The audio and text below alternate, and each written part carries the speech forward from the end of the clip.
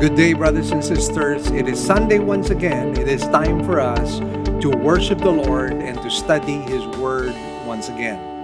I hope and pray that you are ready right now to praise and worship the Lord our God. Now, let me just begin with a narrative which is found in Second Chronicles. And let me just recount to you the history of Israel. What had happened to Israel because of Solomon's unfaithfulness is that the kingdom was divided. And so the monarchy that was solid under King David now had become a divided kingdom. You had the northern kingdom composed of 10 tribes, and you had the southern kingdom composed of 2 tribes only. When we examine, however, the many kings that are found in both kingdoms, all the kings in the northern kingdom were unfaithful to Yahweh. And yet, when we go to the southern kingdom, they had a mix of some bad kings, but they also had some very, very good kings. Kings who were faithful to the Lord. And oftentimes when I study the history of the nation of Israel, it seems to me that it is a perfect analogy of how many people are who claim to be believers in Christ. There are some who are just like the kings of the northern kingdom. They identify themselves with God, they profess to be believers in Christ, and yet, when you examine their lives, they're unfaithful to the Lord. There are some, however, who are just like the good kings of the southern kingdom. Kings who were faithful to the Lord. Kings who were worshiping God. Kings who followed everything that was written in the Mosaic law and under the Levitical law. And obviously, we want to follow the lead of these good kings in the southern kingdom of Israel. And one of those good kings would happen to be King Abijah. Now, King Abijah had this battle, this war, I would say, with King Jeroboam. And the statements that King Abijah made were quite revealing. And I'd like us to meditate on some of the thoughts that he shared. And I'd like to bring you to Second Chronicles chapter 13. And let's begin with verse 4. It says, Then Abijah stood on Mount Zemaraim, which is in the hill country of Ephraim, and said, Listen to me, Jeroboam and all Israel. Do you not know that the Lord God of Israel gave the rule over Israel forever to David and his sons by a covenant of salt? Yet Jeroboam, the son of Nebat, the servant of Solomon, the son of David, rose up and rebelled against his master. And worthless men gathered about him, scoundrels, who proved too strong for Rehoboam, the son of Solomon, when he was young and timid and could not hold his own against them. So now you intend to resist the kingdom of the Lord through the sons of David, being a great multitude, and having with you the golden calves which Jeroboam made for gods for you. Have you not driven out the priests of the Lord, the sons of Aaron and the Levites, and made for yourselves priests like the peoples of other lands? Whoever comes to consecrate himself with a young bull and 7 rams, even he may become a priest of what are no gods. But as for us, the Lord is our God, and we have not forsaken him. And the sons of Aaron are ministering to the Lord as priests, and the Levites attend to their work. Every morning and evening, they burn to the Lord burnt offerings and fragrant incense, and the showbread is set on the clean table.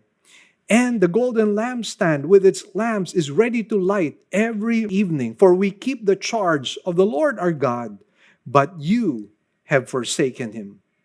Now behold, God is with us at our head, and his priests with the signal trumpets to sound the alarm against you.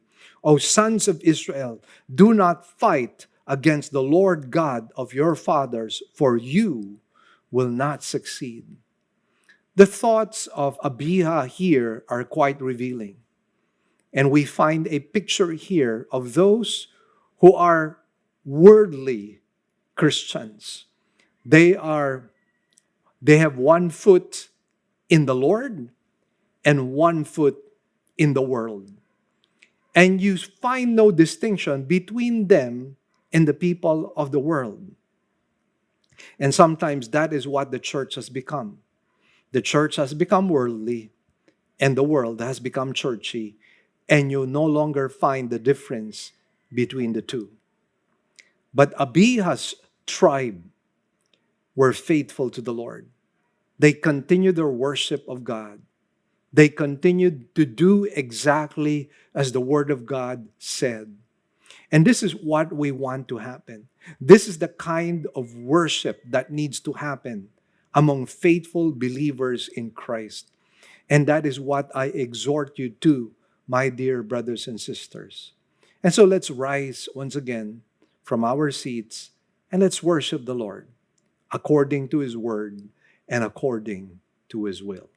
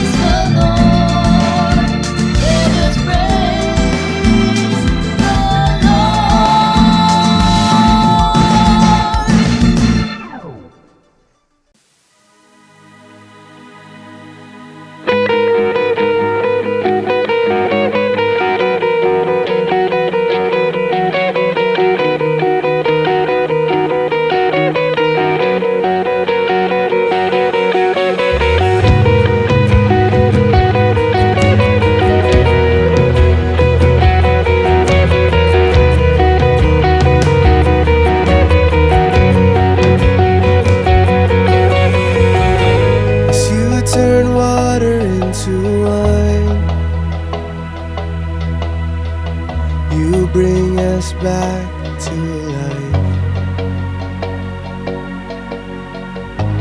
As you heal the brokenhearted, you are coming after us. How great, oh how great, our God, the living God, the same today, forevermore. Our God, your steadfast love will carry us to where you are. Our God who was and is and always will be, our God.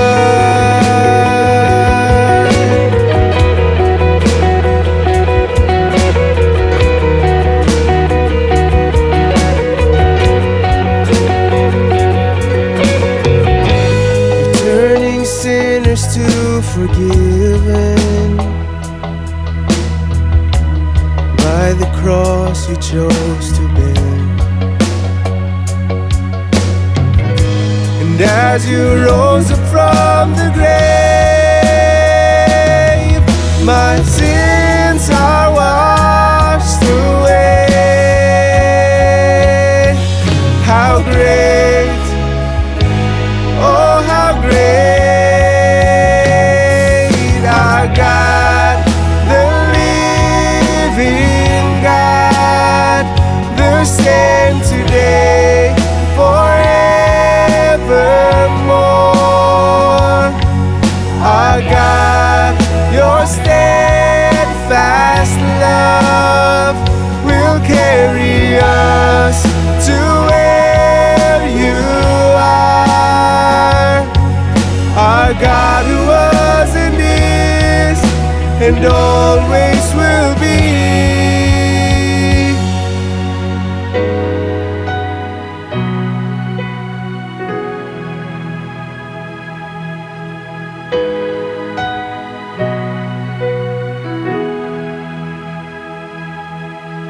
Through it all you remain.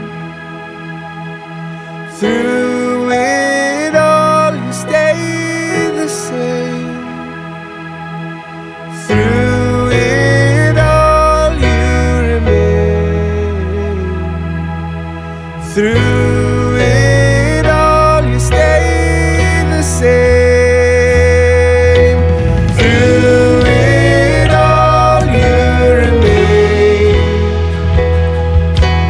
Through it all you stay the same. Through it all you remain. Through it all you stay the same. Oh, our God, the living God, the same today, forevermore.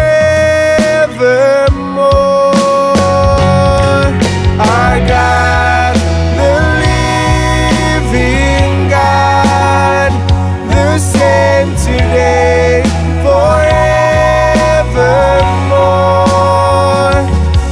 Our God, your steadfast love will carry us to where you are. Our God who was and is and always will be. Our God who was and is and always will be. Our God who was and is and always will be. Our God, oh.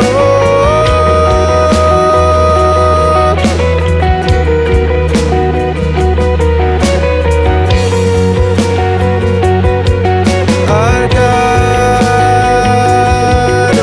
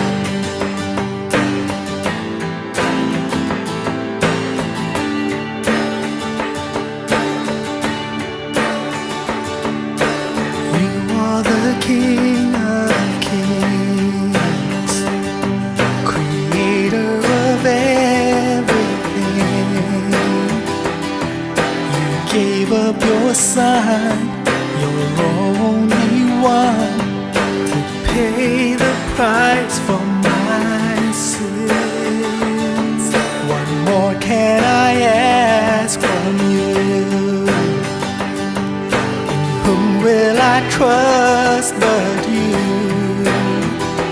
You're the lamp to my feet.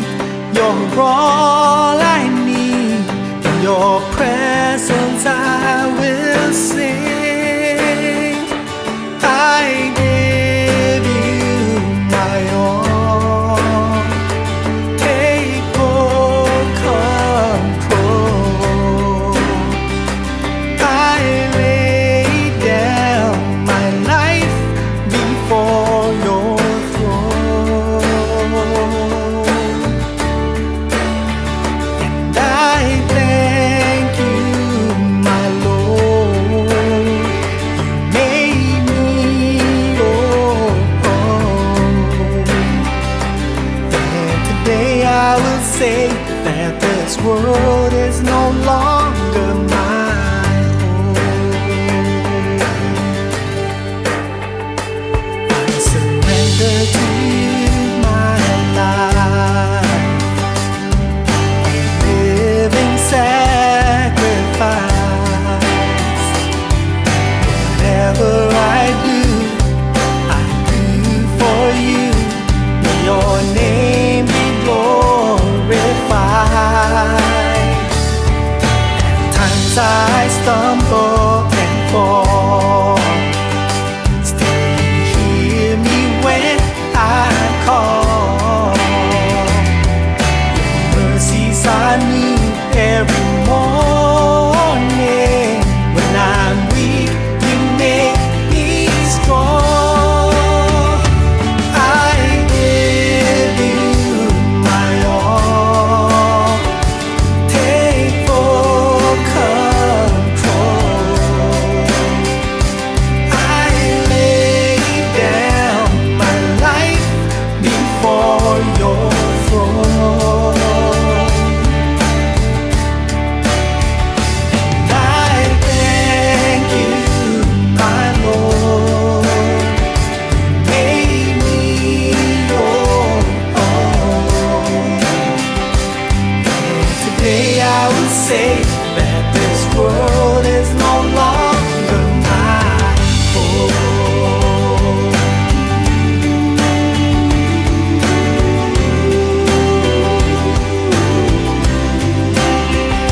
And I worship you. This world is not my home. I give you my all. Take full control.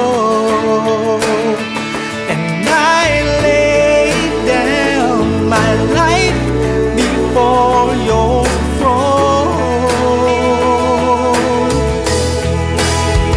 And I thank you, my Lord. You made me your own. And today I will say that this world is no longer my home. Today I will say, and today I will say that this world is no longer my home. And today I will say that this world is no longer my home.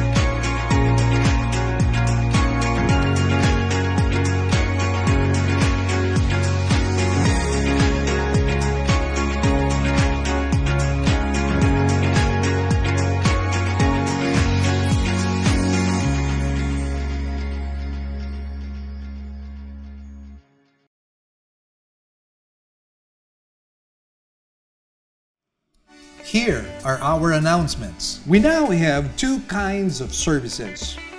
We will still have our virtual services for majority of our members through our Facebook page, Living Word Christian Churches of Cebu, International Incorporated, and our website, www.livingword.ph, and our YouTube channel to view our services. We enjoin you to watch the coverage of our service every Sunday at 9 o'clock in the morning. Our sermon can also be heard over DYFR FM 98.7 every Saturday and Sunday at 8 p.m. Good news, brothers and sisters, Enough is Enough is making a comeback in our church right now. And we are selling it again at 275 pesos here in our church. And you can get a copy right now and share it among your friends.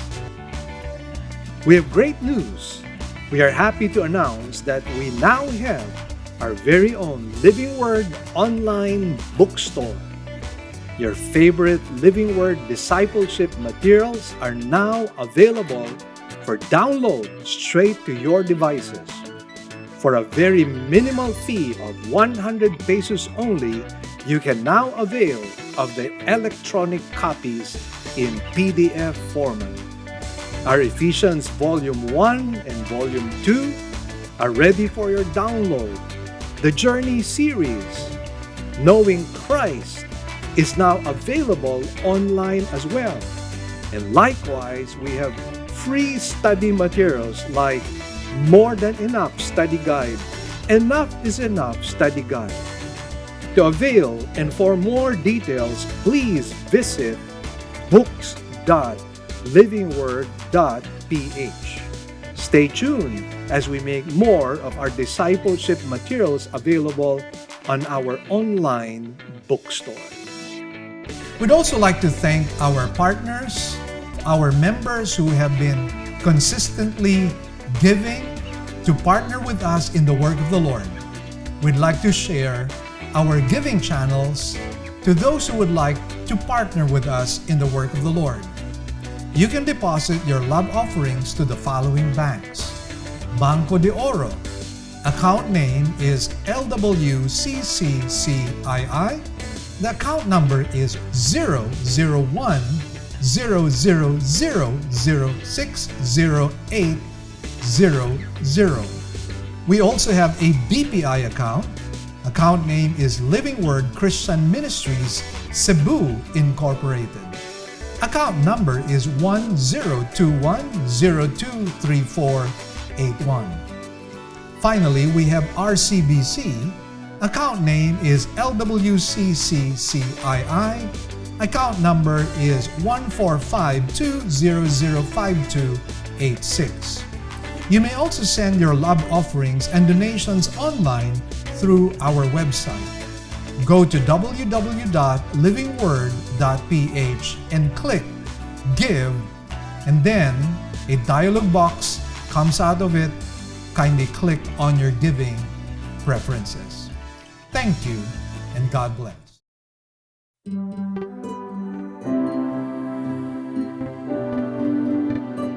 The title of today's sermon is The Final Round, a Huge KO. We will take our text from Matthew 4, verses 8 to 11. Let's rise from our seats and let's read this passage. Again, the devil took him to a very high mountain and showed him all the kingdoms of the world and their glory. And he said to him, all these things I will give you, if you fall down and worship me. Then Jesus said to him, go, Satan, for it is written, you shall worship the Lord your God and serve him only. Then the devil left him, and behold, angels came and began to minister to him. Let us pray.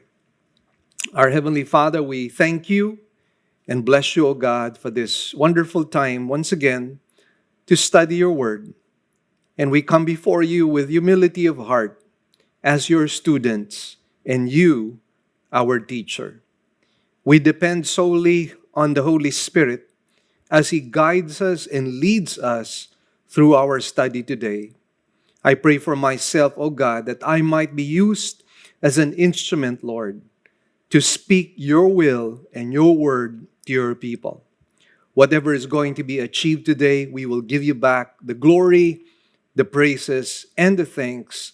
In Jesus' blessed name we pray. Amen and amen. Now, in an Olympic boxing match, you only have about 3 rounds. And usually, the third round is the most important round. Why? Because it is considered as the championship round. Usually, it is this round that is the deciding factor whether a boxer will win a match. Likewise, there are dangers in a third round boxing match because you could be a victim of the so-called lucky punch. And with that, you could be sent into dreamland and you could lose whatever medal hopes you have. And I likened this passage of scripture or this entire section with a boxing match. And here we are now in the final round, the third round. And of course, in the first 2 rounds, you and I know that Satan was dizzy and groggy out of the beating that he had from the Lord Jesus Christ. And now, he is throwing wild punches in great desperation. Jesus, however, is able to parry those blows. And he gives a knockout punch to Satan, sending him all the way to dreamland. So the conclusion here is that Jesus is spiritually qualified as the Messiah. All the qualifications that are needed to prove that he indeed is the true Messiah had been proven all in this section. And so this section is really very important to us. Now, allow me to just share to you a brief outline. We have 2 points, actually. The first is the final temptation, round 3, in verses 8 to 9. And then you find in verse 8 the change of location and the showcase of temptation. In verse 9, we find the grand offer. Now, in our second major point, we find the king's final victory in verses 10 to 11. So in verse 10, you have the king's command and authority. In verse 10, the sword of the king. And then in verse 11, the devil's departure and the angel's arrival. So let's dive into our study and let's go into the final temptation, round 3, verses 8 and 9, and let's talk about the change of location and the showcase of temptation as found in verse 8. Shall we read verse 8 at this time? It goes, "Again, the devil took him to a very high mountain and showed him all the kingdoms of the world and their glory." Now, in the New American Standard Bible, it starts with the word again. And I believe that in this we find a picture of the relentless efforts of Satan to tempt the Lord Jesus Christ so that he might be disqualified. And we might say the same thing as well when it comes to our battle, our war against Satan. Satan is relentless. He works 24/7, seeking to bring us down, pull us down, destroy us with all the wiles and schemes that he has. He throws all his fiery darts against us.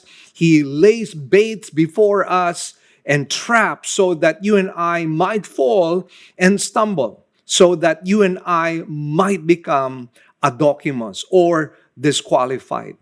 Now, of course, the situation of the Lord Jesus Christ is far more crucial than ours, because what is at stake here is the spiritual qualification of the Lord Jesus Christ. something that is absolutely necessary for Jesus to qualify not only as the promised Davidic king Messiah, but as our own Savior as well. So if Jesus fails here, everything else fails. There will be no salvation, there will be no hope, and we would all be ruined and we would all be damned. But of course, we know the end of the story. But then it's wonderful to somehow go through all the narrative or the whole narrative so that we might be able to see how the Lord Jesus Christ came out victorious. And from there, we can glean some very powerful lessons on how you and I can overcome the wiles, the schemes, and the temptations of the evil one. Now, let's look at the temptation here. Again, let me just read to you verse 8. It says, "Again, the devil took him to a very high mountain and showed him all the kingdoms of the world and their glory." Now, once again, we find a change of location. We find that Satan brings the Lord Jesus Christ into a very high place. And here, from this location, Jesus had a vast view of the earth. I would say that there was really something supernatural about this temptation because if you really think about it, I don't think that being at the highest point on the earth would make you see all the kingdoms of the world. And so there was really something supernatural about this. Now, of course, the key word here is the word showed. Now, once again, let us take note of the fact that what Satan has done in all these 3 rounds of temptation is that he had worn several hats in trying to tempt the Lord Jesus Christ. In the first case, he used a chef's hat, and he was saying, "Turn these stones into bread." Now, in the second temptation, he wears a holy headband, and now uses the word of God against the Lord Jesus Christ. He says, it is written, or he says, the Bible says. Now, in this third temptation, we find that Satan wears a crown. He pretends to be a king with an imagined kingdom, and he is now offering the kingdoms of the world to Jesus Christ at a heavy price, of course. Now, the key word here, as I mentioned to you, is the word showed. And in our study of the various categories by which Satan could tempt us, we find in 1 John the lust of the eyes, the pride of life, and the lust of the flesh. Now, in this particular case, of course, what we find here would be the lust of the eyes, as Satan began to showcase the kingdoms. Now, when temptation of this sort happens to us, when we are tempted because of sight, what we have to do is to look away. Because if we don't look away, if we linger long and gaze long at the temptation, it could be disastrous on our part. That is why we need to turn our gaze away from the temptation and now fix our eyes on the Lord Jesus Christ, who happens to be the author and the finisher of our faith. The reason why we fail or stumble many times is because we are not gazing at the unrivaled beauty of the Lord Jesus Christ. And oftentimes we have chosen to look at the attractions and the beauty of the things of this world. Now that could actually be very fatal on our part. And that is why, very importantly, we need to fix our gaze and our eyes on the Lord Jesus Christ.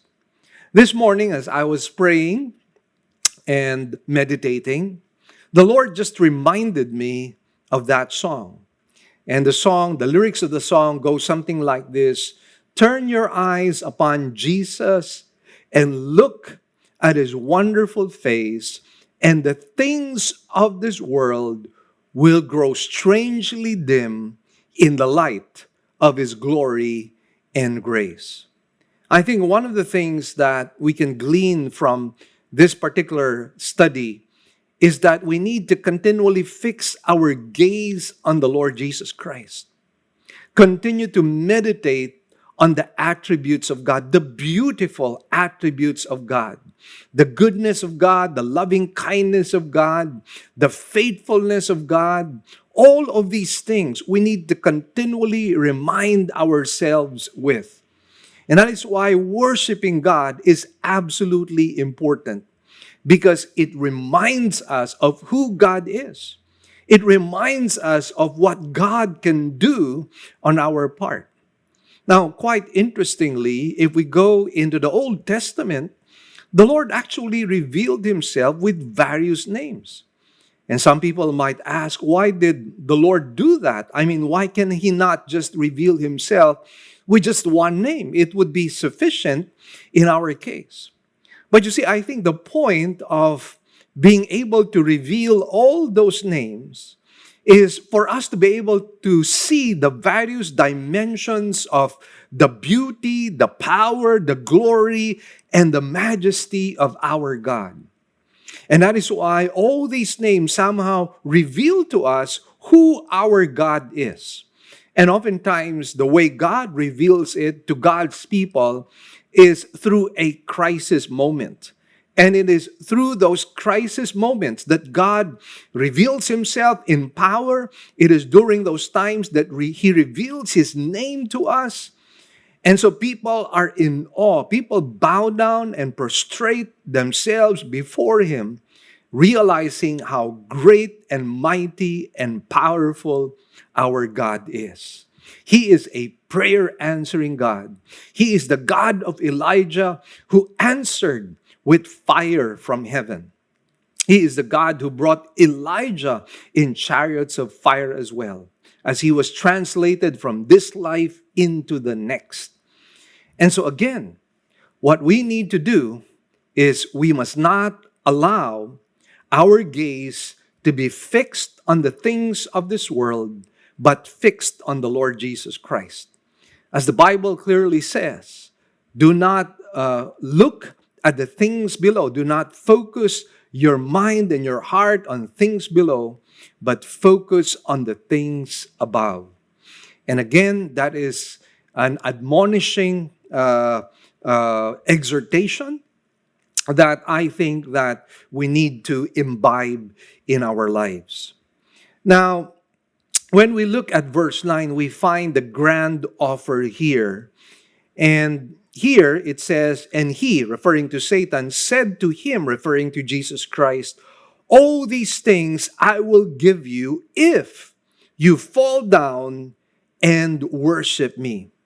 Now, you will notice here that Satan will always give us mouth-watering temptations. I mean, that is so true in the case of Samson. What did the devil do? Well, he sent Delilah.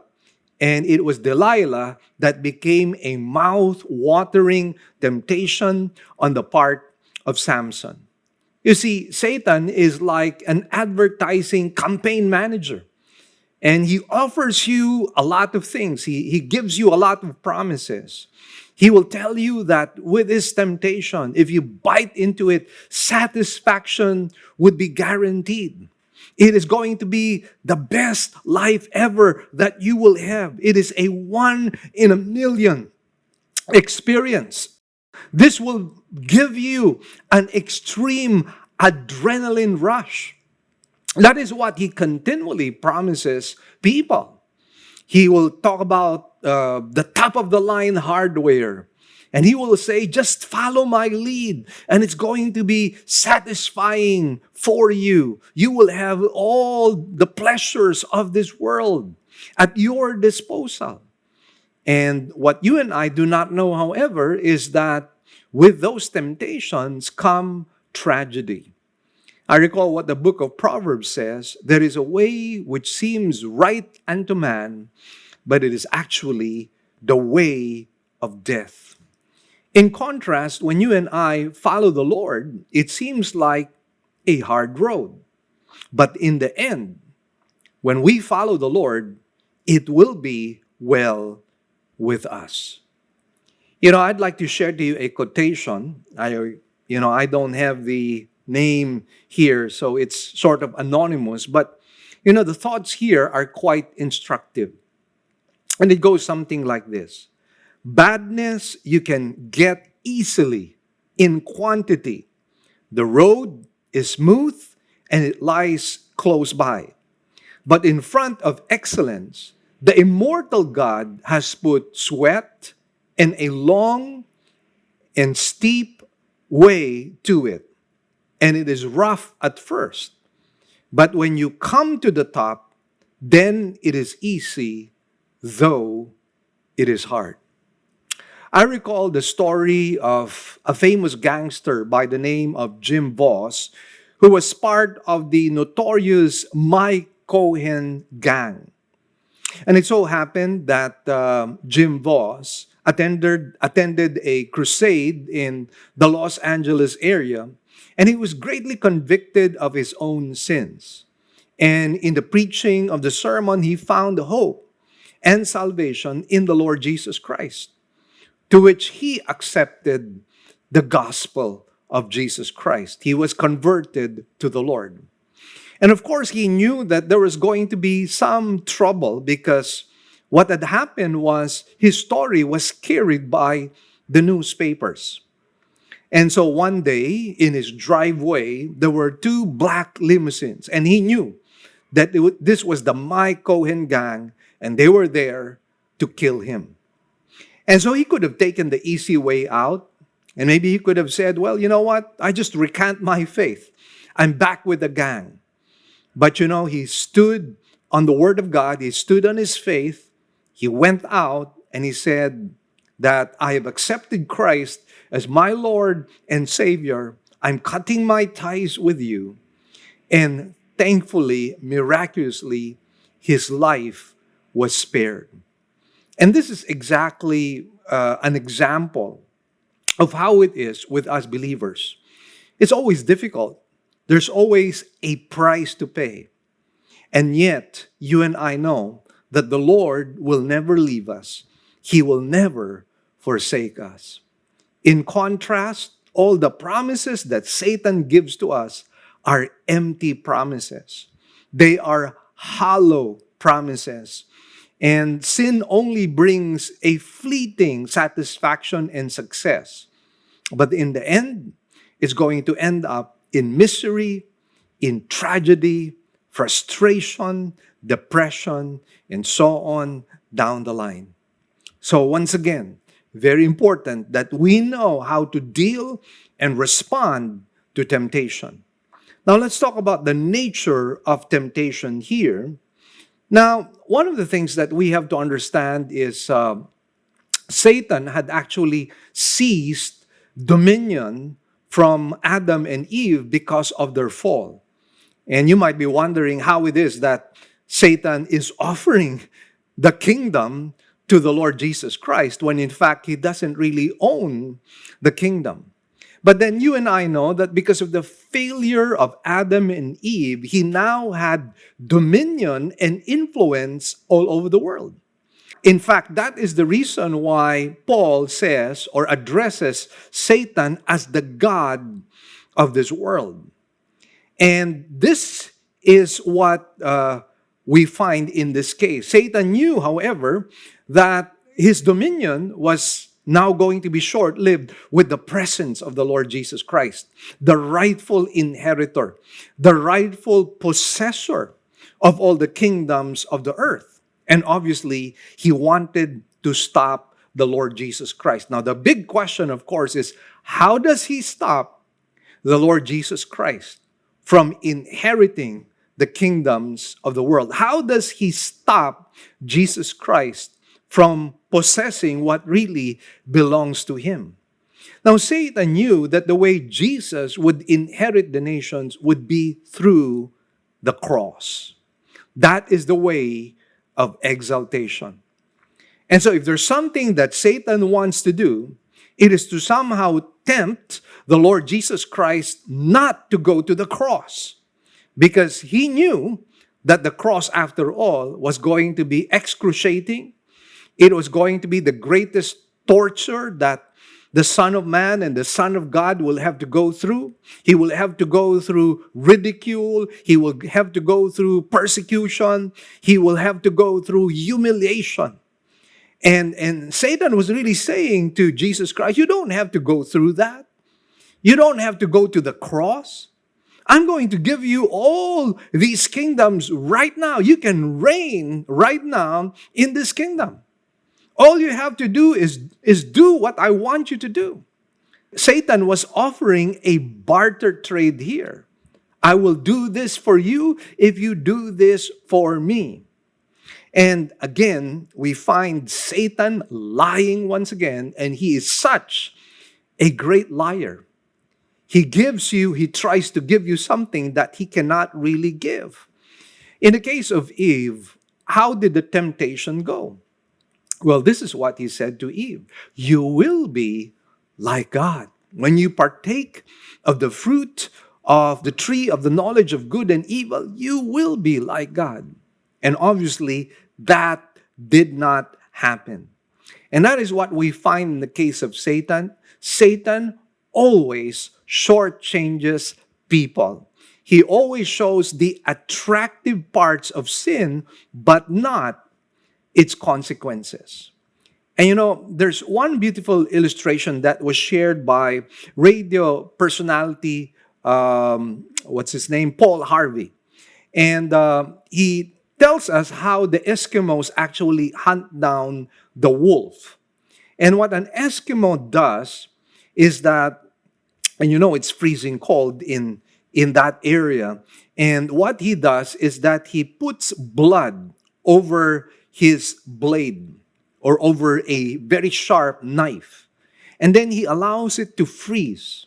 And then he puts more blood until it gets frozen again, then puts more blood until the whole thing looks like an icy piece of blood, and frozen blood, in fact.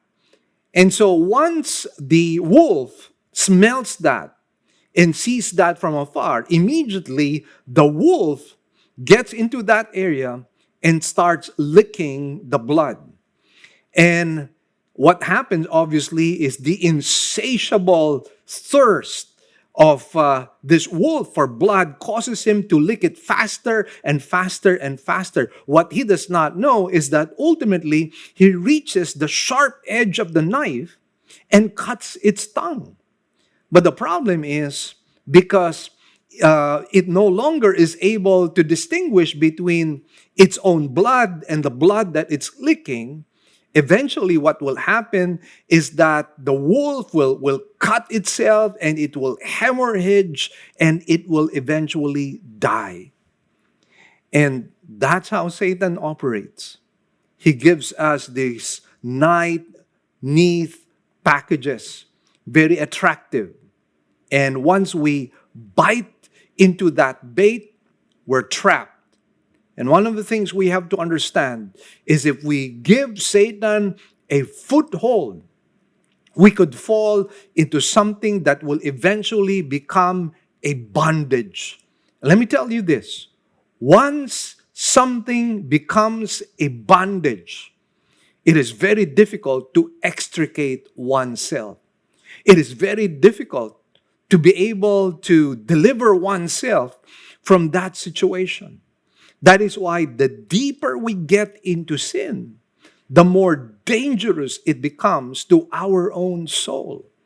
And that is why we have to be very careful. We have to guard our hearts continually because it is the wellspring of life. And so, in this case, again, when we talk about the temptation towards the Lord Jesus Christ, Satan did not really own the kingdoms of this world. But that's how Satan operates. He deceives us. He deludes us. But obviously, he cannot delude the Son of Man and the Son of God.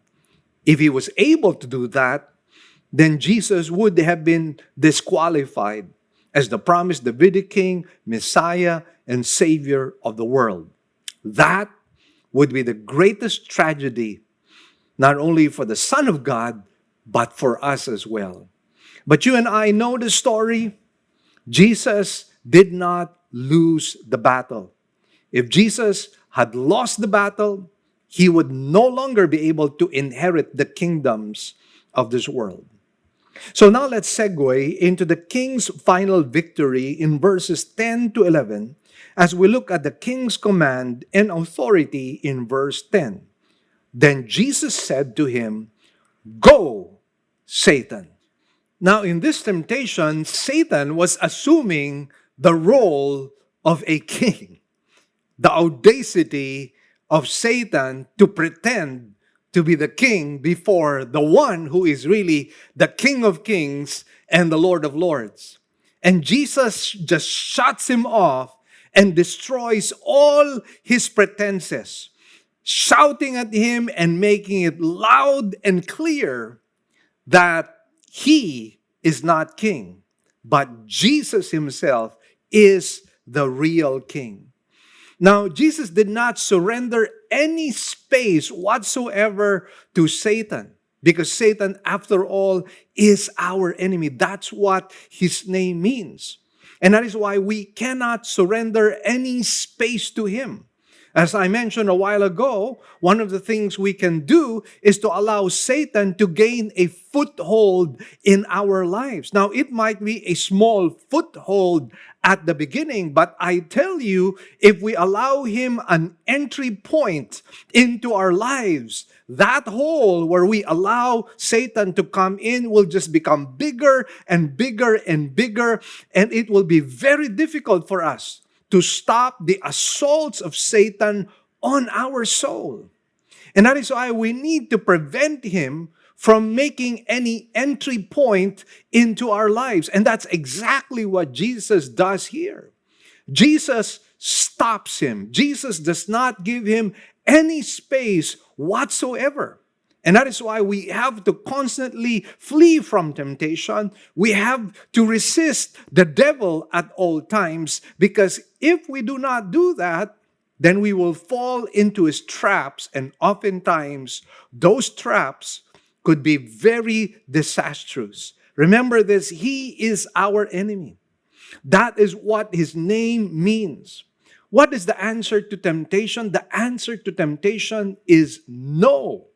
You know what our problem is sometimes? Instead of saying no to Satan, we say maybe.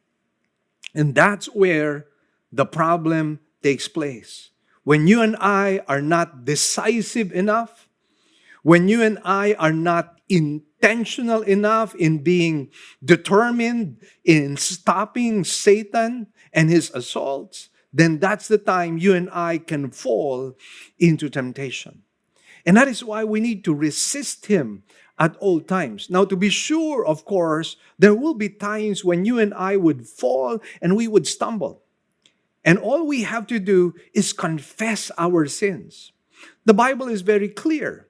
If we confess our sins, he is faithful and just to forgive us and cleanse us from all unrighteousness.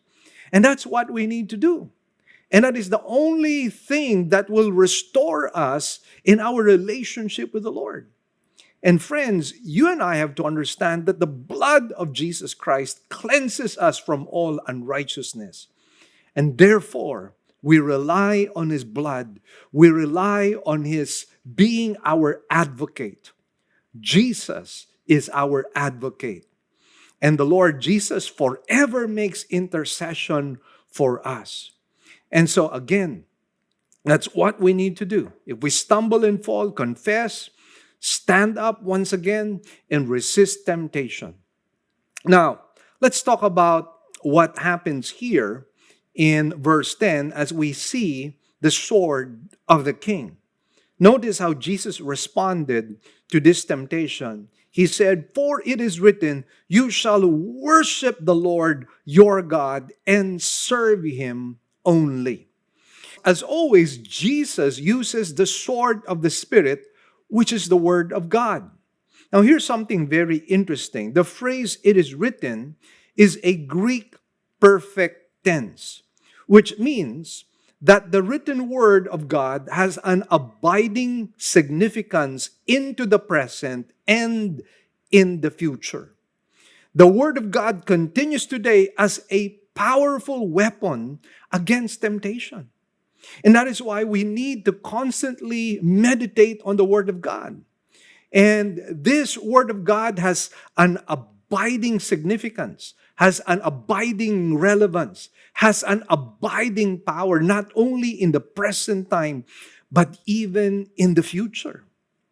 And that is why, again, let us cling on to the word. Let us stand on God's word. Let us study and meditate on the word of God, that we might be victorious, that we might be more than conquerors through Jesus Christ who loved us. In a webinar in which I was just very recently invited, I talked about our identity in Christ. And oftentimes, this is where we tend to fail.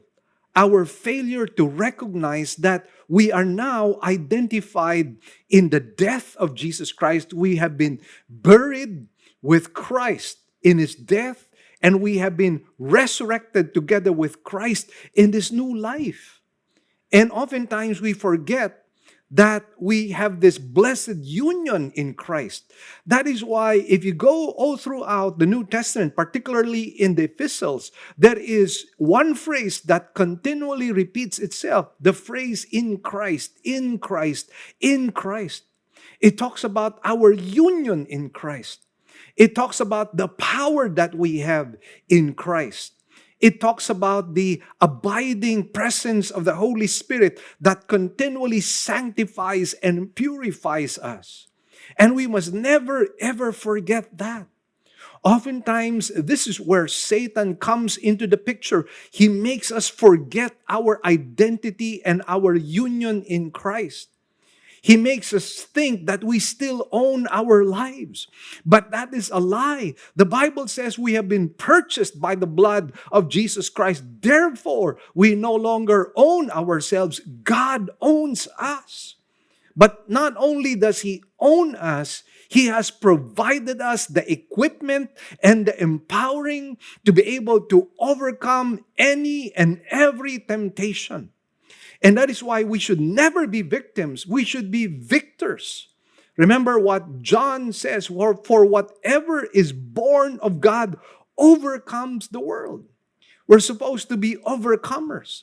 And that is what you and I see with the apostles. That is what you and I see with the early church. They were a victorious bunch. They were a bunch of people who were not willing to recant their faith. Even when they were flogged, even when they were arrested, even when they were imprisoned, even when their properties were seized, they remained faithful in the Lord. And the Bible challenges us and tells us we have these cloud of witnesses as our example. We have all these lives to look back to. If they were victorious, we should be victorious as well. And where lies that victory? Our victory lies in our union with Christ. We have to remember who our Savior is. Our Savior won over sin. Our Savior won over death. Our Savior won over everything that was thrown against him. He was spotless and he was sinless. He was stainless. The Lord Jesus Christ was victorious. And the life that you and I now live is that life which he has given to us, that resurrection life. And remember that the same power that resurrected Christ is the same power that abides in us. And that is why, again, do not give in to the temptation. Let us remind ourselves that we are victorious. And again, we have to go to the Word of God because it is the Word of God that reminds us of our inheritance. It is the Word of God that reminds us of the power of God. It is the Word of God that reminds us who our God is. It is the Word of God that reminds us who we are right now in Christ. And so the Word of God is the sword of the Spirit. Let us use the sword of the Spirit in the same way that Jesus used it. Because this Word of God has abiding significance not only for the present, but even for the future. So again, that's how you and I become victorious. Now, the Lord Jesus Christ declared two very important spiritual truths that are found in the Word of God. And what are those truths? Number one, only God deserves to be worshiped and no one else. We have to remind ourselves that God is a jealous God. That is why we cannot serve idols, because idols tend to replace God. And God is a jealous God. He does not want any rivals. And friends, by the way, idols are not just things that are made out of stone and wood. There could be idols in our hearts. Ezekiel warns us of those idols in our hearts. And oftentimes, instead of removing those idols, what do? We polish those idols. We bow and prostrate ourselves before those idols. Let us remind ourselves we need to worship God and God alone. And oftentimes we have made an idol of ourselves, an idol of our accomplishments, an idol of our achievements, an idol of whatever things we have been able to do. Friends, let us remind ourselves every good and perfect gift comes from the Father of lights. We do not deserve any self-admiration nor any self-worship, because only God deserves worship, and that is what righteousness is all about. The righteousness that Paul was talking about in Romans chapter 1. That is why not to worship God is unrighteousness. And by the way, this is the reason why God wants to be worshiped. Not because He is egotistical, not because he is hungry for our own admiration. Simply, that is not the reason. God knows and understands that it is pure righteousness to worship Him. And that is why He calls us to worship. Again, not because He is an egotistical person. And friends, we have to do that. We have to worship God, give Him what is due to Him, because that is what righteousness is all about. Now, secondly, we are to serve God and no one else. Only God deserves to be served. And this is something we need to do in our lives. Now, when we go back to that temptation, Jesus, after all, knew that He was the rightful heir to all these kingdoms. He was the inheritor and the possessor of these kingdoms. And He also knew, by the way, that the way by which this would be consummated was through the cross. And so, let us remind ourselves that this is what was at stake here. And that is why Jesus was not going to budge. He knew that the cross was going to be humiliating. He knew that He was going to be spat upon. He knew that a crown of thorns would be placed on His head, and that He would be a bloody red mess because of the flogging, because of the nails on His hands and on His foot. He knew that He was going to be stripped naked. He knew that He was going to be maligned and scorned. And yet He knew that was the way to inherit the kingdoms of the world. But more than that, this was the way by which you and I could become co-heirs with the Lord Jesus Christ. And that is exactly what we are in Christ, as the book of Romans tells us. We are co-heirs with Jesus Christ. What Jesus has, you and I have as well. And we don't deserve it at all. But Jesus paid the price for our own sake. Not because he was obligated, not because he had a duty to save us. He was not obligated at all to do that. But then again, he did that out of love. And this is where we see the unfathomable love of God. The love of God which could not be measured. There is no height, there is no depth, there is no width to the measure that of God's love. And that is why, again, that is the love that was poured out in Calvary. And incidentally, this is the love that I am appealing believers or unbelievers who are listening to me right now. If you're listening to me right now, I'd like the believers, first of all, to understand the depths of the love of God that brought you into a state of justification. And to those of you who still do not have Christ, remember what Christ did for you. His atoning grace that is being offered to you. The Bible says, for God so loved the world that he gave his only begotten Son, that whosoever believes in him shall not perish, but have everlasting life. God is offering you this free gift of salvation. You do not need to pay for it. You do not need to sweat for it, because Jesus paid it all. And he is offering it to you right now. And it is as free as Charles Haddon Spurgeon. It is as free as the air that you breathe. All you have to do is receive it. All you have to do is repent of your sins and ask God to come into your life. Ask Jesus to be the Lord and the Savior of your lives. Ask God to change you and mold you. Yes, he knows you cannot change yourself. In the same way that a leopard cannot change its skin, in the same way that any animal cannot change its skin, you cannot change yourself, but there is hope in Christ. When the Bible calls you to repentance, it is merely talking about a change of mind, an absolute and full surrender to Christ so that the Spirit of God might change you.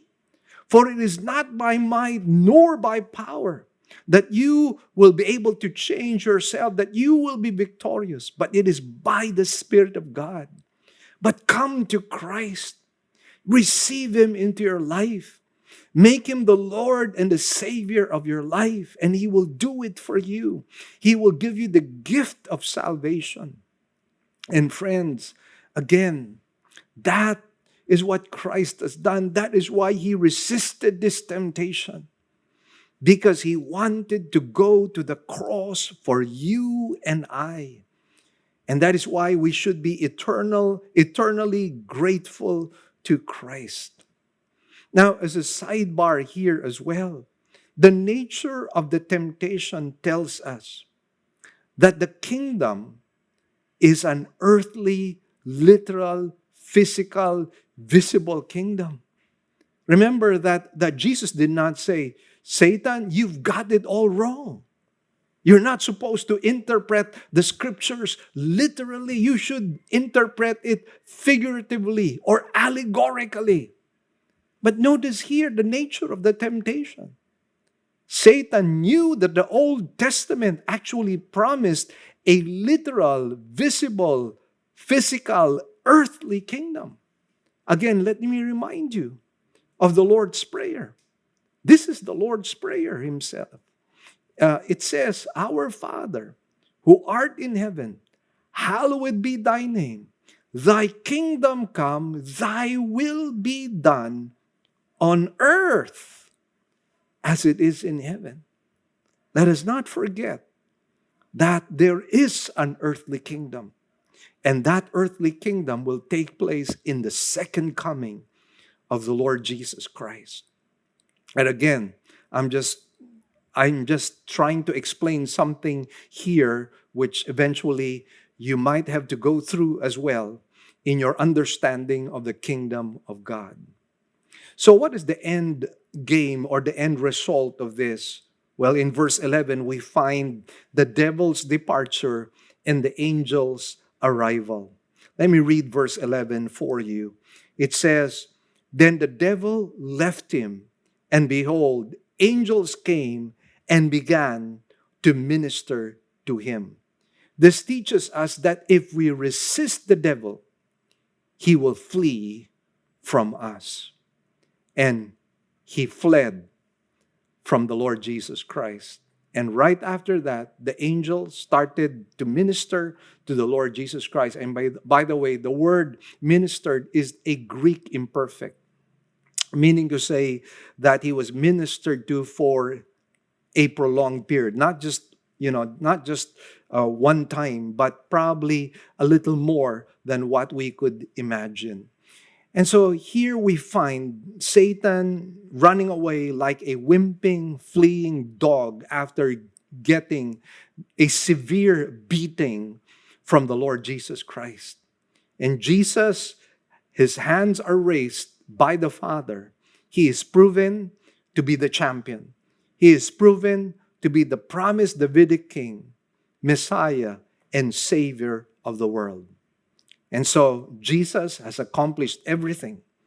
His legal qualification, his prophetic qualification, his witness qualification, and finally here, his spiritual qualification.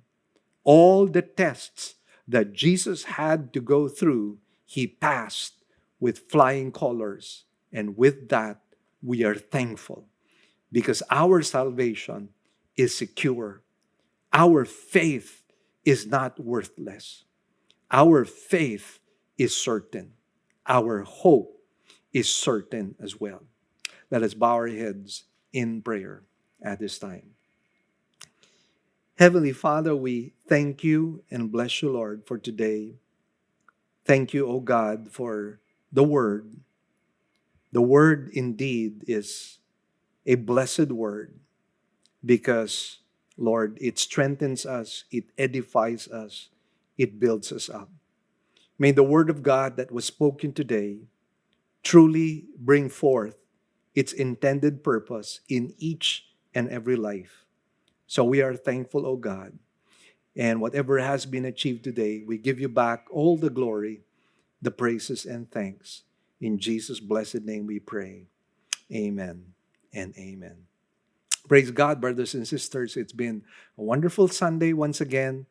And let me just remind you that if you have not yet subscribed to our Facebook page and our YouTube channel, please do so right now. And don't forget to hit the notification bell as well so that you get notified with uploaded material that we will be sending your way. And also, we do have a sermon podcast. We're now in Spotify, and we're putting all our sermons there for you to download and for you to use. And incidentally, please check out our website as well, www.livingword.ph. And there you will find our core beliefs, our statement of faith, our mission objective. You will get to find out who we are and also where our locations are all throughout the Philippines and in different parts of the world. As of this time, we now are a family of about 110 churches all over the Philippines and in different parts of the world. We'd like you to be a part of our family wherever you are. God bless you all. And my team, my wife, Marie, and my son, AJ, would like to say hi and goodbye. But please stay tuned. We still have a few more reminders. God bless you all. This pandemic crisis that you and I are in is not yet over. In fact, right now, a lot of people are becoming very, very worried because of the so-called Delta variant. And it's been quite sad that we are losing some people in our beloved Christian community. As of this time, Here in Cebu, 6 pastors have passed away as a result of COVID-19. And it's not just those pastors who passed away because of COVID-19. There are many others. And right now, there are ambulances that are lining up in the hospitals. A lot of people have been waitlisted. A lot of people have been suffering during these difficult times. And the suffering seems to have no end. Some of us are suffering health-wise. Some of us are suffering economy-wise. Some of us are suffering emotionally. Some of us are suffering socially. So there are many, many reasons why we as a people are going through very difficult challenges. And all the while we thought that this is going to be soon over, but it is not yet over. So the question, of course, that we would like to answer, or rather ask, is where do I find hope? Where do I find consolation and solace for my soul? Well, I have good news for you, brothers and sisters. You and I know that the Bible inspires hope. The Bible inspires faith. The Bible inspires courage. And aside from that, we thank the Lord for literature that is quite helpful. And I'd like to announce to you that I have a brand new book which I wrote together with other authors. And the title of this book is This Season of Grief. And this is all about stories that happened mostly during the time of the pandemic. People losing their homes, people losing their parents, people losing their jobs, people losing their children. And I would say that in the midst of all the crisis that all of the people went through, that I myself went through, I found hope in God. And this book, the seasons of grief, or this season of grief, will be able to provide that. You can buy a copy of this in our church or in any of the OMF bookstores. This is only for 275 pesos. You can order this book. God bless you all.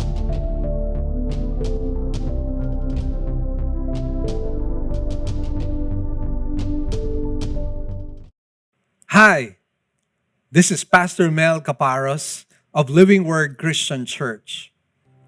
One of the things that I've really been very thankful of, most especially in the past 3 or 4 years, is being part of OMF Lit as an author. OMF Lit is a mighty instrument that God has used to bless not only our own nation, but likewise other nations as well.